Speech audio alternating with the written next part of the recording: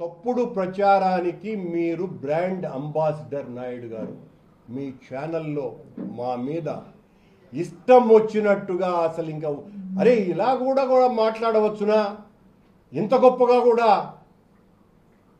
నీచంగా కూడా వ్యవహరించవచ్చునా అనేంత స్థాయిలో ఎవ్రీడే నాకైతే ఒక 5-6 రోజులు రాయించినారు పాపం బిఆర్ నాయుడు గారు TV5 ఛానల్ని. నా గురించి తప్ప ఇంకొక వార్తే లేకుండా నాకు అత్యంత కీర్తి ప్రతిష్టలు కల్పించినారు బిఆర్ నాయుడు గారు నన్ను బూతులు తిట్టిస్తూ. గత 7-8 సంవత్సరాలుగా మా నాయకుడు జగన్మోహన్ రెడ్డి గారి మీద దారుణాతి దారుణంగా దాడి చేయటం కారణంగా ఈయన చేసిన పనికి శభాష్ అని మెచ్చి క్విట్ ప్రోకో పథకం క్రింద బిఆర్ నాయుడు గారికి టీటీడీ చైర్మన్ పదవి ఇచ్చినారు చంద్రబాబు నాయుడు గారు. అంతకంటే ఏం కాదు కదా. ఆయన గారు మమ్మల్ని తిట్టాడు, జగన్మోహన్ రెడ్డి గారిని తిట్టినారు కాబట్టి ఆయనకు పదవి వచ్చింది. రోజు డిబేట్లు పెట్టేది, ఆ డిబేట్లు కూడా వాళ్ళకి కావాల్సిన భజన పరువులను పెట్టేది. ఆ భజన పరువులతో మా మీద ఇష్టం వచ్చినట్టుగా మాట్లాడడం. నేను చాలా స్పష్టంగా చెప్పిన బిఆర్ నాయుడు గారు రోజు నా గురించి మాట్లాడుతున్నారు.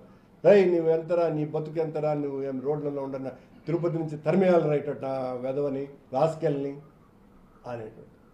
నేను అయ్యా నా మీద ఆరోపణలు మీరు చేస్తున్నారు కదా, సిబిఐ చేత ఎంక్వైరీ చేయించండి అని. ఎందుకబ్బా అంత భయము నీకు? నేను చెప్పింది అత్యున్నతమైనటువంటి విచారణ సంస్థను కదా, నా మీద విచారణ చేయించండి అని చెప్పింది. అలా కాదంట, నీకు సిబిఐ కావాలా, ఒక ఎస్ఐ ఉంటే సరిపోడా అని అన్నాడు. కరెక్టే. ఈరోజున సిట్ ఎంత అద్భుతంగా పనిచేస్తున్నదో తెలుసు కదా. మీరు నియమించే సిట్లు, మీరు సిట్ అంటే సిట్టు, స్టాండ్ అంటే స్టాండు. కాబట్టి అట్ట ఇరికించాలని చూస్తే కాదు. సుప్రీంకోర్టు నియమించింది చూడు లడ్డు వ్యవహారంలో సిట్. ఆ సిట్టు సిబిఐ ఆధ్వర్యంలో ఉండేటువంటి సిట్టును ఏర్పాటు చేసి నా మీద పర్టికులర్గా విచారణ చెయ్యమని మళ్ళీ డిమాండ్ చేస్తున్నా. నేను రెడీగా ఉన్నా. మీరు దొంగ రిపోర్టులు ఇచ్చి నా మీద చర్య తీసుకొని జైలుకు పోతాడు తొందరలోనే పోతాడు. జైలు ఏమన్నా కొత్తనా? నీలాంటి వాళ్లే మమ్మల్ని జైళ్ళల్లో పెట్టేది. నా చిన్నతనంలో 2 సంవత్సరాలు జైల్లో ఉన్నవాడిని నేను. అనేక నిర్బంధాలు చూసిన వాడిని, అనేక ఒత్తిళ్లు చూసిన వాడిని. నీకు దమ్ముంటే, నీకు నిజాయితీ ఉంటే, నీకు సంస్కారం ఉంటే నా మీద సిబిఐ ఎంక్వైరీ వేయించాలా? గతంలో నేను 2006-8 అధ్యక్షుడిగా ఉన్న కాలంలో కూడా చంద్రబాబు నాయుడు గారు తీవ్రమైన విమర్శలు చేసి, ఆ తర్వాత నేను దిగిపోయిన తర్వాత రాజశేఖర రెడ్డి మరణం తర్వాత చంద్రబాబు నాయుడు గారు టీటీడీ అడ్మినిస్ట్రేటివ్ బిల్డింగ్ ముందర ధర్నా చేసినారు. ఇక్కడున్న పాత్రికేయ మిత్రులకి కూడా తెలుసును టీటీడీలో అరాచకాల ఆ కాలం నాడు అని. ఆ రోజున ధైర్యంగా మళ్ళీ గుచ్చినట్టు చెప్తున్నాను నేను, నా మీద సిబిఐ ఎంక్వైరీని వేయించండి అని నేరుగా ఆనాటి గవర్నర్ నరసింహన్ను కలిసినటువంటి వాడిని నేను. తిరుమల పవిత్రతకు భంగం కాకూడదు, ఒక నీచుడు దోపిడీదారులు ఉండకూడదు అనే వాస్తవం బయటికి రావాలి కాబట్టి నా మీద విచారణ చేయించండి అని నేరుగా గవర్నర్ దగ్గరికి పోయినా. నేరుగా ఆనాటి ముఖ్యమంత్రి రోషయ్య గారు, ఆయనే మా ముఖ్యమంత్రి కదా, అప్పటికే మేము విభేదించి వచ్చాము, ఆయనకు వ్యతిరేకంగా పోరాటాలు చేస్తున్నాం జగన్మోహన్ రెడ్డి గారికి అనుకూలంగా. రోషయ్య గారికి ఇచ్చిన వాళ్ళు పట్టించుకోలే. కోర్టులో పిల్లు వేశా, నిరాధారణమైనటువంటి ఆరోపణల మీద మేమెట్లా విచారిస్తామని వాళ్ళు కొట్టివేయటం జరిగింది.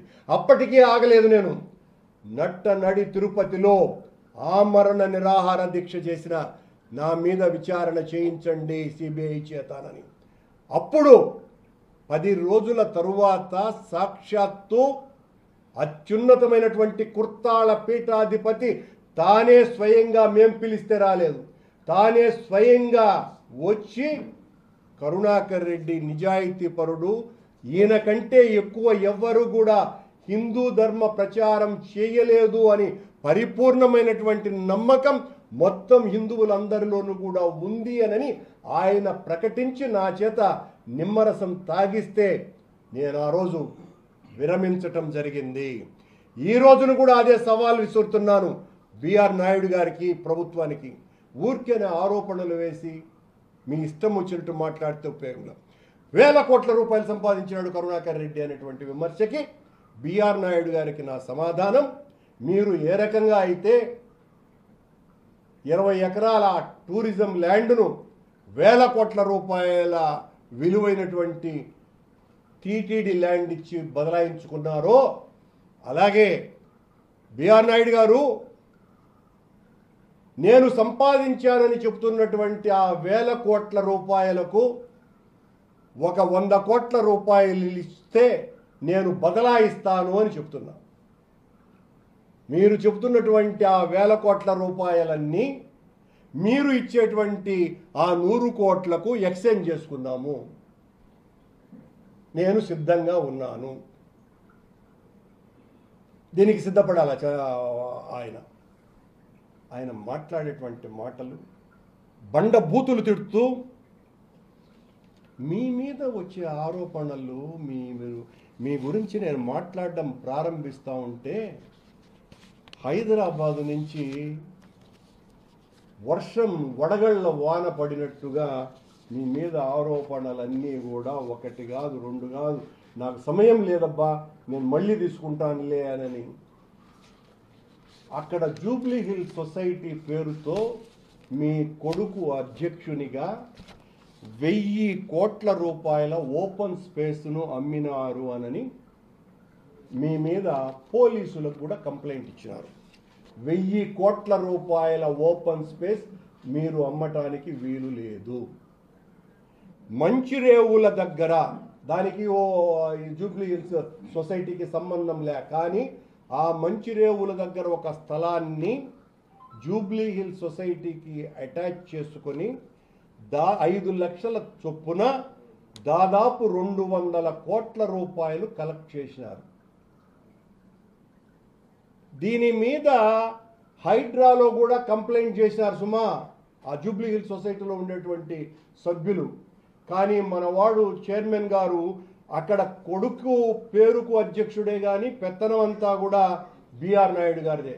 స్వామివారి లడ్లు, స్వామివారి శాలువలు అక్కడ ఉన్నటువంటి అధికారులకు అందరికీ కూడా కప్పి వాస్తవం మీద ముసుగేశారు. శాలువలు వాళ్ళకేసినారు, వాస్తవం మీద ముసుగేసినాడు. పిల్లా సత్యనారాయణని ఈ TV5 ఆఫీసు ఎదురుగా ఒకతను ఏదో మొక్కలు పెంచుకుంటున్నాడు, వాళ్లకు హైడ్రా వాళ్లకు చెప్పి దాన్ని మొత్తం ఖాళీ చేయించినాడు.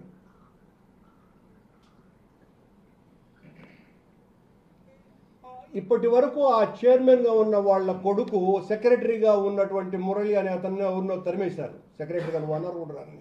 4 ఏళ్లుగా అతనే చైర్మన్గా ఉంటూ వీళ్ళు చేస్తున్నటువంటి అరాచకాలు అన్నీ ఇన్ని కావు.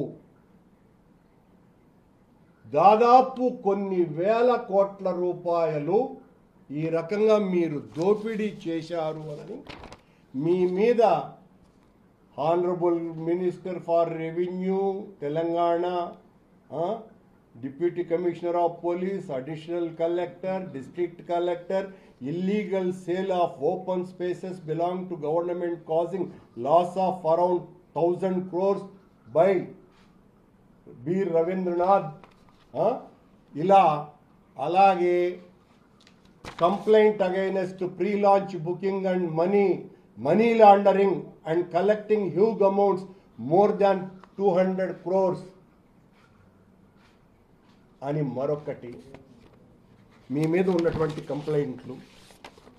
ఇలా ఇవన్నీ ఎత్తుతూ ఉంటే ఒకటి కాదు కావాలి. కమిషనర్ కోఆపరేషన్ రిజిస్ట్రార్కు సంబంధించి ఒక వ్యక్తి ఇచ్చినాడు